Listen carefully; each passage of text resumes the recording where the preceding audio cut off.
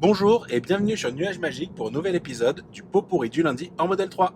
A tout de suite.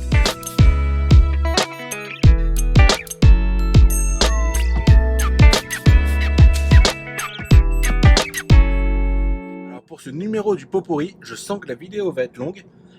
Et avant de vous endormir, je voulais partager avec vous une information. Et pour ça, je vais commencer par la fin. D'habitude, je vous parle de la prochaine vidéo à la fin du pot pourri. Et là, je vais vous en parler dès maintenant. Il se trouve que samedi matin, à 10h, nous allons nous retrouver avec Sue à la station superchargeur de Belle Épine. Et donc, du coup, c'est un appel à ceux qui seraient intéressés à se joindre à nous. Sue, je l'avais rencontré il y a quelques semaines. Il avait passé commande pour sa Tesla Model 3 Standard Plus, une bleue. Et du coup, il a reçu, il a passé les vacances avec. Je pense qu'il a sûrement plein de choses à raconter. Et j'ai envie de voir quel était son avis, s'il était content, s'il avait des points négatifs, sachant que voilà, il est parti en famille, sur la place, sur le confort. Ce sera super intéressant d'échanger avec lui.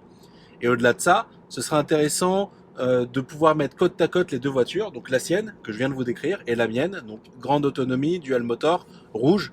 Euh, et pour ceux qui hésitent entre les deux, entre la grande autonomie premium, la standard plus, éventuellement même entre le bleu et le rouge, n'hésitez pas, venez nous rejoindre. Donc samedi matin, Belle Épine, station superchargeur. On sera tous les deux là avec nos modèles 3. Ce sera l'occasion d'échanger, de voir de vos yeux et d'entendre aussi la différence entre les deux. Typiquement, une des différences, c'est le son. Et pour s'en rendre compte, il faut sûrement avoir l'occasion de le voir en vrai. Et malheureusement, Tesla, dans ses magasins, n'a pas de Standard Plus, ou en tout cas, j'en ai pas vu jusqu'à présent. Donc voilà, l'annonce est faite.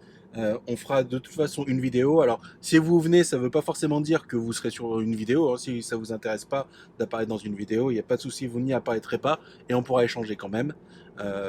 Et donc voilà. Donc maintenant qu'on a fait ce point sur la vidéo à venir, on peut revenir dans l'ordre habituel. Euh, la semaine passée, j'ai pas posté de vidéo. J'ai tourné quelques vidéos, mais c'était pas finalisé. Il manquait encore des choses, donc pas encore prêt à les partager. Mais en revanche, je voulais revenir avec vous sur quelques points, des points divers que j'aimerais échanger, autour desquels j'aimerais échanger avec vous. Donc n'hésitez pas à rebondir dans les commentaires, puis des points d'actualité. Donc en point divers, je voulais commencer par pourquoi j'aime le réseau superchargeur. La première raison qui fait que j'aime ce réseau, c'est parce que c'est facile de trouver ses bornes. Quand on est dans une Tesla, il suffit de mettre la destination à laquelle on veut arriver et si il est nécessaire de charger, la Tesla va automatiquement identifier les superchargeurs à utiliser. Donc ça, c'est le premier moyen de les trouver. Le deuxième moyen, c'est d'utiliser le navigateur, la recherche. Le troisième moyen, alors vous verrez peut-être pas l'écran, on verra, c'est de cliquer ici sur l'espèce de petit éclair qu'on a en bas à droite de l'écran, comme ça. Et quand on va cliquer sur cet éclair, on aura la liste des superchargeurs dans le coin, mais aussi la liste des charges à destination disponibles. Et ce qui est intéressant dans le réseau de charge Tesla qui appartient à Tesla, c'est qu'en plus de la localisation, vous avez aussi les informations sur la disponibilité. Vous savez combien de slots sont disponibles en temps réel. Donc ça, je pense que c'est un gros point fort pour commencer. Mais ça s'arrête vraiment pas là. La deuxième partie, je dirais que c'est la puissance de ce réseau. Donc vous le savez peut-être déjà, 120 kW, c'est ce qu'on a dans le réseau actuel. Ça va être progressivement mis à jour vers du 150 kW. Et pour les stations version 3, on pourra monter jusqu'à du 250 kW. Donc ça, c'est super, c'est un atout. Alors aujourd'hui en France, on a les stations Ionity qui sont plus puissantes que les bornes Tesla existantes, mais quand on va arriver à la V3, ça s'inversera. Et de toute façon, c'est très bien pour les conducteurs de Tesla que le réseau Ionity se développe, parce que les Tesla sont compatibles avec le réseau super vitesse de Ionity. Donc aucun souci pour ça, c'est vraiment une très bonne nouvelle. Tesla le sait, le réseau supercharge, c'est un point très important pour eux. S'ils veulent continuer à convaincre des gens d'acheter des voitures, il faut que leur réseau fonctionne bien. Donc ils mettent les moyens. Alors ça ne veut pas dire qu'il n'y a jamais de problème. Ça ne veut pas dire qu'on n'arrivera jamais devant une borne en panne. J'ai eu l'occasion lors de mon aller-retour Paris-Marseille de rencontrer une borne défaillante, et c'était pas qu'une borne, en fait c'était toutes les bornes de la station de Beaune qui étaient défaillantes. Donc ça m'est déjà arrivé. Là en l'occurrence il se passait rien du tout. Quand on commençait à mettre la charge, ça mettait 2-3 kilowatts, ça revenait sur 1 kilowatt et voilà, ça restait comme ça. Donc impossible de charger sur ces bornes là. Alors ça m'a pas coûté plus qu'un peu de temps, sachant qu'il y avait une borne rapide pas loin, et en plus j'avais j'avais le bon badge pour y avoir accès, donc pas trop de soucis de ce côté-là. Et Tesla, je les avais eu au téléphone et ils m'avaient guidé. Ils avaient essayé de faire rebooter ce qu'ils pouvaient faire rebooter, mais ça n'avait pas suffi. Donc là, c'était vraiment toute une station en panne. Et là, récemment, Tesla Picardie a diffusé une vidéo qui explique une panne qu'il a eue au niveau du superchargeur de Senlis, si je me souviens bien. Et là, c'était encore pire que ma panne à moi, parce que dans mon cas, ça affichait quand même 1-2 kilos. On voyait que la borne était quand même en vie. Dans son cas, c'était totalement mort. Le bouton pour pouvoir actionner la trappe ne fonctionnait pas. En gros, ça veut dire que le superchargeur était complètement, pas du tout alimenté. Et la mésaventure qui lui arrivait, c'est qu'une fois qu'il a inséré le câble à l'intérieur de sa voiture, le câble était bloqué. Et j'ai compris qu'il avait été obligé d'utiliser la manette qui permet de dégager de manière manuelle le câble quand on a un problème de blocage. Donc n'hésitez pas à passer regarder sa vidéo. Mais je le redis, sur toutes les sessions de supercharge que j'ai pu avoir, j'ai eu un problème une seule fois et j'ai vraiment confiance dans ce réseau-là. Si demain je dois faire un long trajet, je continuerai à programmer une arrivée au superchargeur avec 5% d'autonomie. J'aurais pas besoin de plus de marge de manœuvre que ça, parce que je pense que le réseau fonctionne très bien. Et au-delà de ça, de cette fiabilité, ce qui est intéressant, c'est que ils ont vraiment pensé le système pour être ergonomique. Dans tous les autres réseaux, pour pouvoir lancer votre charge, vous devez utiliser un badge. Et le problème, c'est que tous les réseaux ont leur propre badge. Alors il y a des solutions pour ça. Il y a des sociétés comme ChargeMap qui permettent d'unifier tout ça, donc qui permettent d'avoir un espèce d'accès multi-opérateur. Donc c'est très intéressant, mais ça fait toujours une carte, un badge de plus. Le grand avantage du réseau Tesla, c'est qu'il n'y a besoin d'aucune identification. L'identification, c'est votre véhicule. Vous amenez votre véhicule sur le spot de charge, vous sortez, vous prenez le câble de recharge. Déjà, il y a un raffinement qui est très agréable, c'est que sur le câble de recharge, sur le superchargeur, vous avez un bouton, et quand vous l'appuyez, ça ouvre automatiquement votre trappe. Non pas que ce soit compliqué de l'ouvrir, parce que quand le véhicule est déverrouillé, il suffit d'appuyer dessus pour l'ouvrir, mais c'est un raffinement appréciable. Donc du coup, une fois que vous avez votre trappe ouverte, votre câble en main, vous branchez, et c'est parti. Vous n'avez pas à préciser quelle est votre adresse email, à passer un badge, à sortir votre smartphone, scanner un QR code, aller sur une application. Non, vous branchez et ça charge. Et donc dans mon cas, pour l'instant, j'ai eu que des charges gratuites grâce au parrainage. Mais pour ceux qui doivent payer, tout se fait automatiquement et tout est lié avec leur carte bancaire. Ce qui fait qu'ils n'ont pas non plus besoin d'avoir une carte bancaire avec eux. C'est vraiment très simple de fonctionnement. Et si vous êtes amené à prêter votre Tesla, pareil, la personne qui l'utilisera n'aura pas à apprendre un fonctionnement compliqué. Donc c'est un gros avantage. Donc pour moi, c'est un réseau qui a été fait par des gens qui comprenaient ce que c'était que de se déplacer en véhicule électrique. Et je pense que ça, c'est une grande force. Je pense que les gens qui habitent chez Tesla et qui occupent des fonctions importantes de la boîte, qui occupent des fonctions qui permettent de façonner les autos qu'on aura demain, tout cela, je suis sûr qu'ils roulent, si c'est pas en Tesla, en véhicule électrique. J'en suis sûr. Et je pense qu'avoir des gens qui comprennent vraiment notre vie, ça change la manière dont le professionnel aborde tout un tas de problèmes.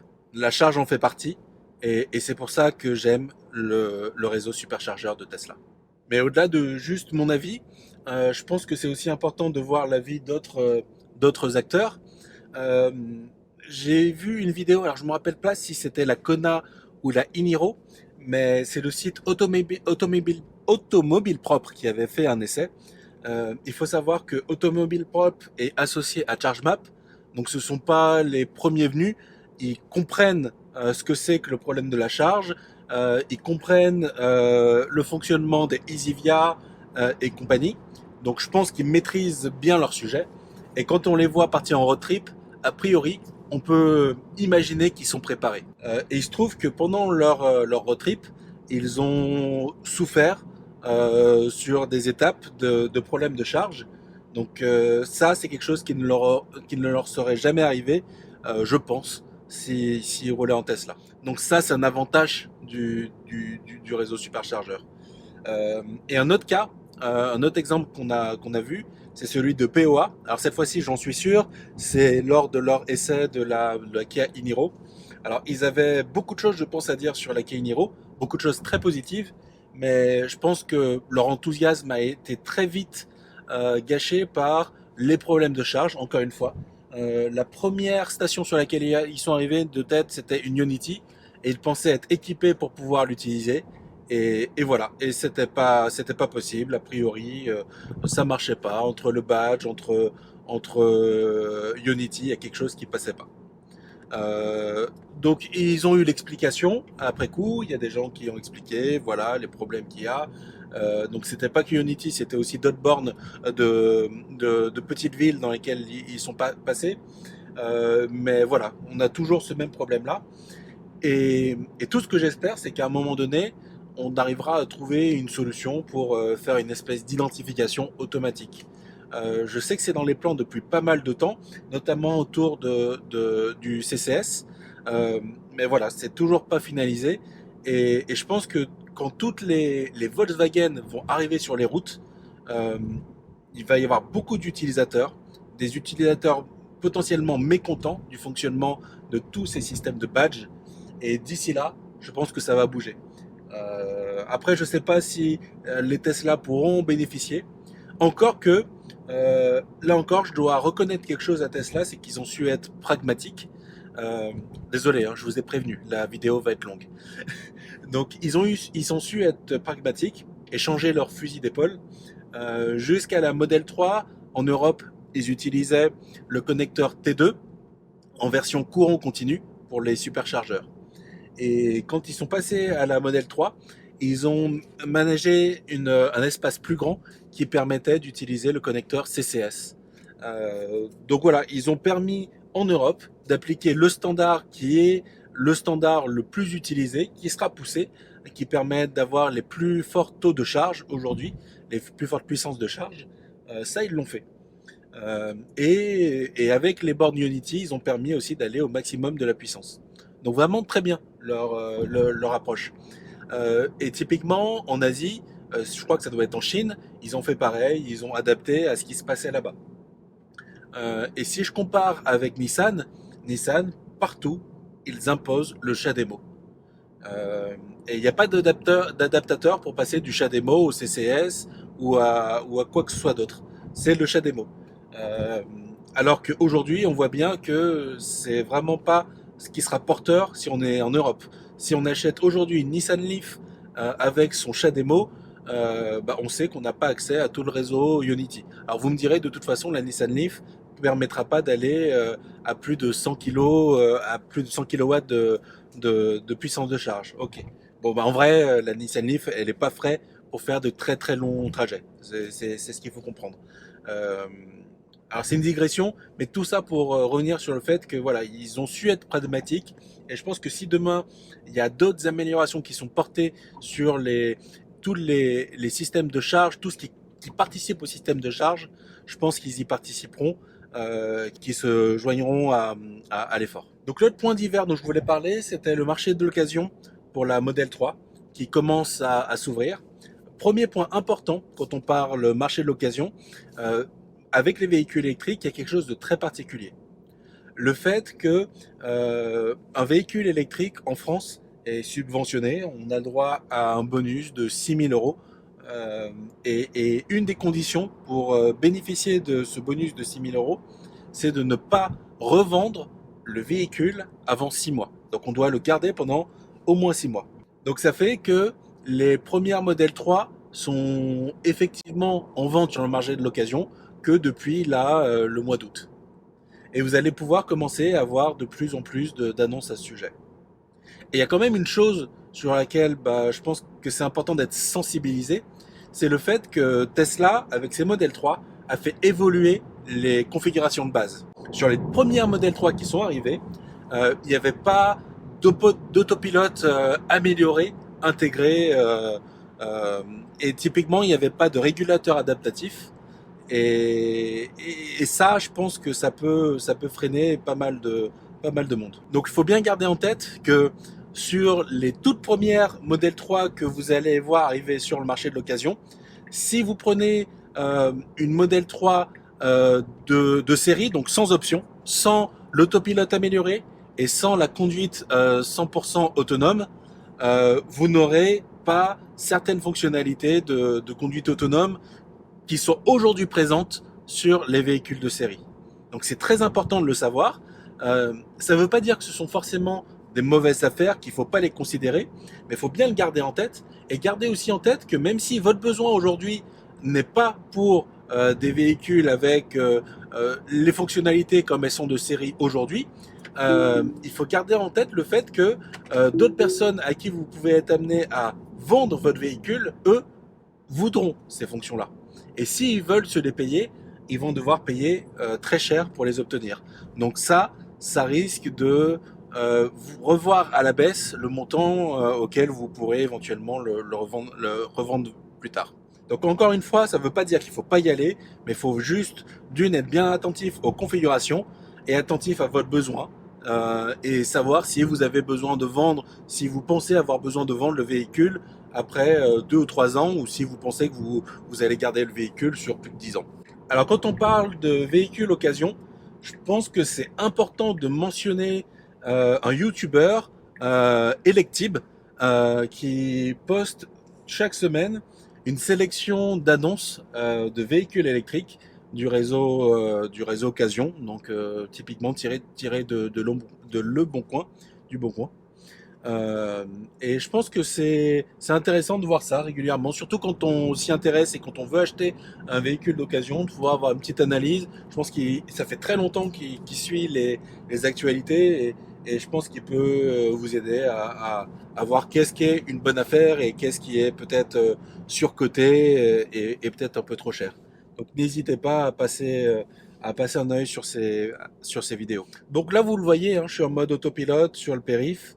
Je me suis réglé à 70 km/h, mais voilà, comme le véhicule qui est en face de moi roule à 50, du coup je suis bien ralenti. Et je veux pas à chaque fois changer de fil parce que voilà, c'est plus tranquille. Là, je suis en mode autopilote tout en vous parlant. C'est très bien comme ça. Donc pour passer sur les points d'actualité, je voulais parler d'un épisode de Nouveau Monde sur France Info. Alors, c'était sur les voitures du futur. Je pense que d'origine, ça date du mois de mars à peu près. Mais il se trouve que je l'ai pas vu. Et en ce moment, comme on est en été, il y a des rediffusions. Donc je l'ai entendu passer il y a 2-3 jours à la radio. Il y avait un responsable de Nissan qui s'exprimait dedans et qui parlait de sa notion du véhicule du futur. Et il a abordé deux sujets. D'une, voir l'invisible, et de deux, l'e-power. Voir l'invisible, c'était les solutions qui permettaient de faire fonctionner des réseaux de véhicules ensemble et de leur permettre de mieux identifier des risques et des conditions de circulation. D'identifier par exemple qu'il y a un piéton qui va arriver à un endroit qui n'est pas du tout attendu, ou une trottinette, on l'a entendu parler de ça, tous ceux qui sont en région parisienne récemment. Ça s'est passé, une trottinette sur la 86. Typiquement, on a un véhicule qui identifie le risque et qui le partage avec les autres pour que l'information soit mise en valeur au niveau du conducteur à l'endroit où se situe le risque. Donc c'est ça qu'ils veulent porter, c'est très bien. Ça me paraît sûrement ambitieux parce que réussir à mettre tout le monde d'accord, parce que je pense qu'il ne faut pas qu'un sujet comme ça soit limité à un constructeur, mais il faudrait vraiment que ce soit plus large que ça pour être le plus exhaustif possible sur les risques et embouteillages détectés. Je pense que c'est un gros challenge. Et il parlait notamment du rôle du 5G dans tout ça. Et je sais pas, moi mon feeling c'était que le 5G c'était un peu le cadet de leurs soucis, qu'ils auraient déjà tellement de choses à régler pour pouvoir vraiment mettre une solution comme celle-là sur le marché que 5G ou 4G, je voyais pas vraiment la différence que ça faisait. J'imagine que si on met une technologie comme ça, les voitures vont pas envoyer en permanence des flux vidéo. Je pense qu'elles vont plutôt les analyser, en tirer la quintessence et envoyer des informations bien précises à distance. J'imagine que c'est comme ça que ça devrait se passer. Et je pense que dans ces conditions, du 4G devrait parfaitement suffire à partir du moment où le réseau serait assez fort à l'endroit où on en a besoin. Donc voilà, j'ai pas bien compris. Alors n'hésitez pas, je suis pas expert réseau, n'hésitez pas à réagir dans la vidéo si vous savez précisément en quoi peut aider la 5G dans ce genre de cas de figure. Ce sera super intéressant pour moi et je pense pour pas mal de gens. On entend de plus en plus parler de 5G et voilà, je comprends bien que ça permet d'aller quasiment plus vite que de la fibre, d'accord, ok, mais dans plein d'applications, je vois pas pourquoi on aurait besoin de ça. Donc voilà. Et l'autre point sur lequel j'ai réfléchi, toujours sur cette idée de voir l'invisible et le véhicule autonome qui est derrière, c'est la déception que j'ai pu avoir, et surtout rétrospectivement, des qualités d'autopilote de la Nissan Leaf. Avant la Leaf, j'avais jamais connu de fonction de type autopilote, donc je savais pas trop à quoi m'attendre, et donc du coup, je trouvais ça génial, mais sans avoir rien connu d'autre. C'était génial parce que ça permettait déjà de donner un coup de main sur autoroute et dans les embouteillages. Mais d'une dans les embouteillages, alors là typiquement je suis dans un embouteillage avec la Nissan Leaf, au bout de quelques secondes, euh, pour réenclencher l'avancée de la voiture, il faut soit appuyer sur la pédale d'accélérateur, soit sur le régulateur de vitesse, sinon la voiture reste à l'arrêt. Alors déjà, gros avantage qu'on a avec la Tesla, c'est que la voiture repart tout seul. Même si on reste longtemps en stationnement, enfin en point fixe, ça repart tout seul. Donc c'est un gros plus. Et au-delà de ça, on sent que côté Tesla, c'est beaucoup plus abouti. J'ai beaucoup moins de freinage intempestif. Quand j'ai des freinages intempestifs, c'est à des points bien, bien particuliers.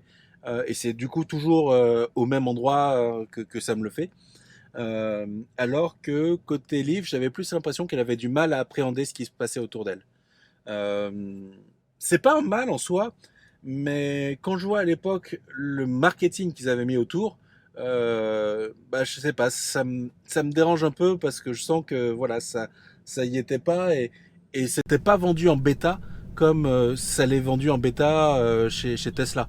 Donc avoir une fonction qui est pas vendue en tant que bêta mais qui fonctionne pas si bien que ça, un système de parking automatique que j'ai jamais vraiment réussi à faire fonctionner et derrière vouloir vendre l'automobile de demain en parlant des fonctions qui donnent très envie mais dont ils ont parlé là au niveau de la communication entre voitures, je sais pas, il y a comme quelque chose de pas super honnête. Mais en tout cas, tout ce que j'espère, c'est qu'ils se donneront les moyens d'améliorer tout ça. Il me semble que la Kia e-Niro donne des résultats encourageants sur le point de vue de la conduite autonome, en tout cas de l'assistance à la conduite.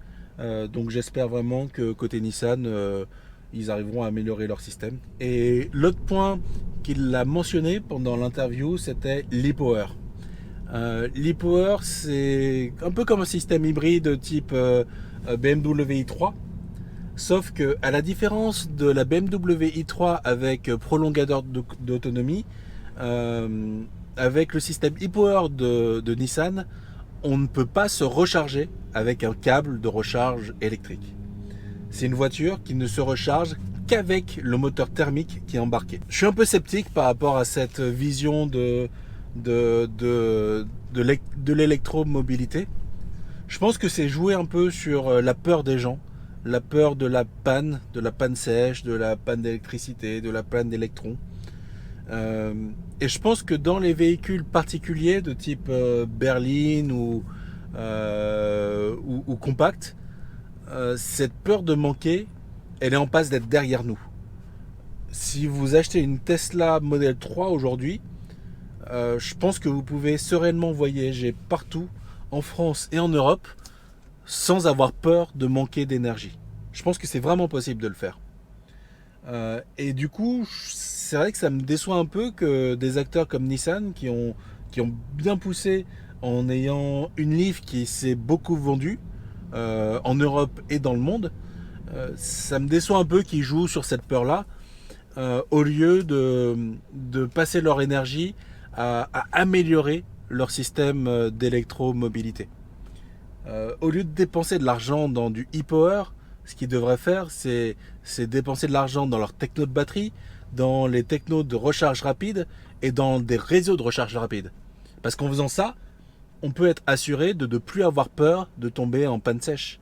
Et derrière, avoir de l'électrique, si c'est pour avoir un moteur thermique qui tourne en permanence, alors je sais, au moins ça permet au moteur thermique de pouvoir être exploité dans sa gamme avec le meilleur rendement possible. Ok, d'accord.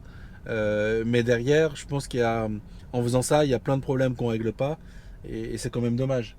Dans certains pays, peut-être que ça a encore un sens parce qu'il y a des pays qui sont très carbonés au niveau de la production d'électricité. Mais des pays comme la France, bah voilà, c'est dommage parce qu'on a une électricité qui est parmi les moins carbonées d'Europe. Donc voilà, ce serait pas, je pense que ça n'aurait pas vraiment de sens ici.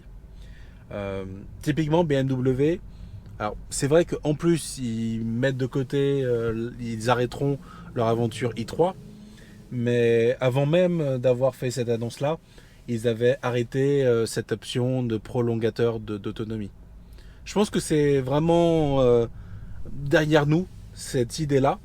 Et de toute façon, c'est des technos qui coûtent cher et qui seront pas plus à la portée des gens que les voitures électriques qu'on peut déjà faire aujourd'hui. Donc voilà, je comprends pas vraiment l'intérêt. Mais après, bon, si vous pensez que ça a un intérêt, n'hésitez pas à rebondir dans les commentaires. Et je pense qu'on peut faire une transition vers le sujet suivant, qui est le sujet de Porsche, qui a fait grand bruit cette semaine, enfin la semaine passée, sur Twitter et un peu partout dans les médias, en annonçant avoir fait tomber un record en réussissant à conduire plus de 3400 km en 24 heures avec une Porsche Taycan. Et quand j'ai vu cette news-là, alors j'avais déjà entendu parler de cette performance, hein, et ça dit beaucoup de choses, une performance comme ça, parce que ce dont j'avais entendu parler, c'était plus les temps autour, c'était la vitesse de pointe, la vitesse moyenne, enfin ce genre de choses. J'en doute pas, c'est une Porsche, donc elle doit être rapide. Je pense pas qu'il y ait de Porsche lente. Donc voilà, cette partie-là, j'en doute pas. Mais quand je suis tombé sur un tweet de Porsche France qui communiquait vraiment sur cette distance parcourue en 24 heures, comme quoi, ça y est, avec Porsche, on est capable de faire ça, je me suis dit, mais non, mais en fait, ils sont complètement dans le faux. Et encore une fois, je pense que ça, c'est quelque chose qui a été mis en ligne par des gens qui sont pas de l'électromobilité, qui conduisent pas des voitures électriques au quotidien ni même ponctuellement. Du coup, ils se rendent pas compte que ce qu'ils disent, ça manque un peu de sens et c'est pas, enfin voilà. Alors, je mettrai quand même un bémol sur ce que je dis parce que je pense que pour d'autres personnes, ça peut avoir un sens, mais pour moi qui commence à avoir cette culture de l'électrique, ça a beaucoup moins de sens. Donc voilà, peut-être que ça me laisse penser que chez Porsche, avec ce genre de communication, ce qu'ils essaient surtout de faire, c'est de récupérer des gens qui étaient encore accros au pétrole, et notamment pour des voitures de sport, et qui vont maintenant avoir une opportunité de passer à une Porsche qui leur permettra d'aller au bout du monde. Donc peut-être que c'est ça le message qu'il faut comprendre derrière. Alors il faut savoir que Björn Nyland, un YouTuber très connu qui vient de Norvège, qui fait beaucoup de vidéos sur les véhicules électriques de toutes marques, sur les Tesla. Il a des Tesla. Il a fait une vidéo sur une performance, un record mondial comme il l'appelle, d'avoir réussi à parcourir 2781 km en Model 3 en 24 heures. Pour faire ça, ils l'ont pas fait sur circuit, comme l'a fait Porsche pour ses 3425 km. Il l'a fait sur de vraies routes. Ils étaient plusieurs dans la voiture et ils se sont passés le relais pour pouvoir tenir ces 24 heures en toute sécurité. Ils ont eu des conditions météorologiques changeantes, de bonnes à moyennes, mauvaises.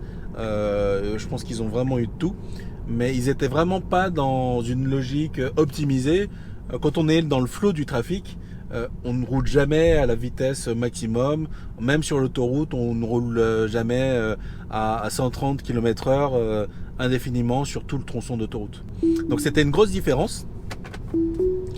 Et malgré tout, ils ont réussi à faire 2781 km avec une Model 3. En faisant ça à leur manière, ils étaient obligés de s'arrêter sur des bornes Ionity, superchargeurs. En gros, de sortir de leur itinéraire pour pouvoir procéder à leur charge. Alors que dans le cas de la Porsche Taycan, ils étaient sur un circuit tout en rond avec des bornes directement sur le bord du circuit. Ce qui fait que le pilote, il avait même pas à sortir, à faire un arrêt au pit comme on le ferait en Formule 1. Non, il s'arrêtait sur le côté et il faisait sa session de charge hyper rapide. Et en faisant ça, ils arrivent à 3425 km en 24 heures. Donc quand on voit la différence de configuration, on se dit que finalement, leur performance n'a rien d'exceptionnel et ne montre pas spécialement une capacité de la Taycan à pouvoir aller plus loin que l'existant. Et je repense encore aux commentaires qui étaient accolés au tweet que j'avais repéré là sur Porsche France. Performer est une chose, reproduire la performance en est une autre. Quand ils disent ça, je pense pas qu'ils visent des véhicules thermiques. Hein. Je pense pas qu'ils visent des Zoé. Et je pense pas qu'ils visent qu'ils visent des Nissan Leaf. Ils visaient, je pense, des Tesla. Donc voilà, s'en prendre à des véhicules type Tesla sans être capable de démontrer quelque chose de plus, en tout cas sur le texte qu'ils mettaient, hein, sur les 3400 km, bah voilà, je trouve que c'est un peu léger. En revanche, semaine dernière, je vous ai parlé du fait qu'il y ait des gens qui soient anti-Tesla pour être anti-Tesla et sans forcément connaître, sans forcément même essayer de comprendre. Euh, Moi, je dois aussi avouer que quand on regarde sur Twitter, on peut aussi voir des gens qui sont fans de Tesla, mais qui ressentent le besoin d'aller titiller en permanence des amateurs d'Audi, de BM ou autres. Je ressens pas le besoin d'aller les titiller. Enfin, ce que je conduis, c'est super comme expérience, ça se passe très bien, et c'est tant mieux pour moi. Euh, Si les conducteurs de Audi, BM sont pas fans de Tesla, c'est leur problème. S'ils sont contents de ce qu'ils ont, c'est très bien pour eux. Mais voilà, je pense que ça sert à rien d'aller chercher les uns les autres. Que chacun parle de ce qu'il connaît, de ce qu'il a vu, de ce qu'il a pu essayer, même si c'était pas longtemps, mais parler d'expérience, même courte, c'est très bien. Qu'on parle de nos expériences, qu'on demande plus d'informations à l'autre, c'est très bien. Mais je pense qu'il n'y a pas de nécessité à aller dénigrer les autres ou aller, enfin voilà, même se vanter du confort dans lequel on est. Je pense que chacun voit sa midi à sa porte et que c'est très bien comme ça. L'autre point dont je voulais parler dans l'actualité, c'était des limites de la réglementation en Europe pour l'autopilote. Je suis tombé sur un super article, je vais vous le mettre en lien, qui parlait d'un utilisateur de Tesla qui se sentait frustré parce que habitant en Europe et donc étant soumis à la réglementation européenne pour les fonctions d'assistance à la conduite. Et il expliquait quelque chose que j'ai déjà ressenti, c'est que le fait que d'avoir une Tesla en Europe, c'est un peu gâché pour la partie conduite autonome sur plusieurs points. sur la navigation autopilote. Le fait de devoir à chaque fois confirmer les changements de fil. Aujourd'hui, avec navigation autopilote aux États-Unis, on n'a pas besoin de confirmer les changements de fil. La voiture fait son chemin toute seule en fonction du trafic, de la file qui est la plus rapide et où c'est le plus efficace d'aller. Est capable de prendre les sorties d'autoroute, les embranchements, même très complexes, fait beaucoup de choses toute seule. Alors qu'en France, pour les dépassements, on est obligé systématiquement de confirmer avec le clignotant. Donc ça, très vite, ça devient agaçant, mais c'est que le premier effet qui se coule. Le deuxième effet qui se coule, c'est que quand on enclenche le clignotant, il faut que le véhicule ait commencé à sa manœuvre de dépassement dans un certain délai. Dans l'article, je crois qu'on parle de 2 secondes, et il faut qu'il ait fini son dépassement avant 5 secondes. Mais ce qui se passe, c'est que la Tesla, quand vous lui demandez d'aller à gauche, elle va pas aller à gauche tout de suite. Avec ses radars, elle va vérifier s'il n'y a pas un véhicule, ses radars et caméras, elle va vérifier s'il n'y a pas un véhicule sur la file de gauche. Là, typiquement, j'ai un véhicule qui arrive, et j'ai même une moto. Je vais attendre que les motos passent parce que je veux pas leur faire peur. Donc là, j'ai un véhicule qui est quasiment dans mon angle mort. Là, je mets mon clignotant vers la gauche et je peux pas tourner à gauche. Et à la fin, quand le véhicule était passé et qu'il n'y avait plus personne derrière, comme les 5 secondes étaient passées, bah, j'ai pas pu non plus procéder à ma manœuvre de dépassement. Et ça arrive tout le temps. Tout le temps, tout le temps. Donc c'est vraiment très décevant et ça gâche beaucoup du plaisir de rouler en navigation autopilote. Et même pour le mode autopilote tout standard, bah, on va avoir le même genre de limitation. La deuxième limitation qu'on peut voir, alors je crois qu'il n'en parle pas dans l'article et dans la vidéo, mais c'est le mode summon. Le mode summon, c'est le mode qui permet d'avancer et reculer le véhicule à distance. Typiquement, si vous êtes dans un emplacement de parking très très étroit, ou si pour X raison vous êtes à côté d'un mur ou quoi, ça vous permet de faire avancer le véhicule et d'être sûr de ne pas abîmer les portières ou tout simplement de pouvoir rentrer parce que sinon ça n'aurait pas été possible. Et aux US, ils ont libéré le mode summon avancé qui permet même au véhicule de sortir complètement de son emplacement de charge et par exemple si vous êtes dans un hôtel, bah, de voir votre véhicule avancer jusqu'au niveau du porche de l'hôtel là où vous êtes à l'abri quand il pleut par exemple. Donc c'est une des applications possibles. Et ça pour l'instant en Europe c'est pas possible parce qu'il faut être dans un périmètre de 6 mètres autour de la voiture, sinon la législation européenne n'autorise pas. Et c'est ça aussi qui fait que sur les Tesla aux États-Unis, on peut utiliser les clés, donc les clés traditionnelles pour le mode summon, qui permet de se passer du smartphone, alors que ici en France, on est obligé de passer par le smartphone. Et ce faisant, quand vous allez dans des parkings souterrains, le mode summon en France devient inopérant. À partir du moment où vous n'êtes pas couvert par la 3G 4G, vous n'avez plus de summon dans les parkings souterrains. Donc voilà, c'est un gros inconvénient.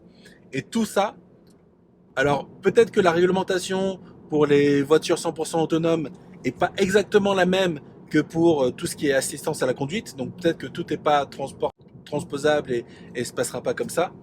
Mais tout ça laisse quand même craindre que la conduite 100% autonome en France et en Europe prenne du temps sûrement à prendre un essor. Je pense que ce sera tout pour cet épisode du pot pourri du lundi. N'hésitez pas à réagir dans les commentaires, c'est fait pour ça. On n'a pas forcément toujours tous les mêmes manières de penser. Et je pense que bon, voilà, le fait de partager ses points de vue, partager les infos dont on dispose chacun, ça permet à chacun de ressortir grandi. À la prochaine sur Nuage Magique.